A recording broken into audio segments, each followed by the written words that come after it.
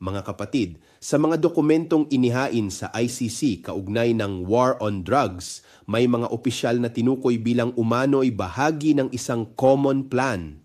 Kabilang sa mga pangalang lumalabas sa reporting ng lehitimong news outlets sina Bato de la Rosa at Bongo. Sa loob ng maraming taon, libu-libong pamilya ang naiwan sa katahimikan at takot dahil sa mga pagpatay sa ilalim ng tokhang. Para sa kanila, ang ICC ay hindi politika. Ito ay pag-asa na may maririnig, may makikinig at may mananagot. Ang paghahain ng kaso sa ICC ay hindi pagtataksil sa bayan. Ito ay paghahanap ng hustisya kapag ang kapangyarihan ay tila naging panangga laban sa pananagutan.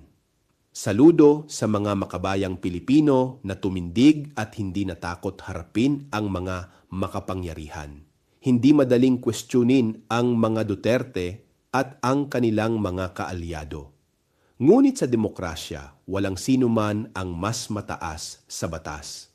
Kung malinis ang konsensya, harapin ang proseso. Kung walang dapat itago, huwag katakutan ang investigasyon. Ang hustisya ay hindi propaganda.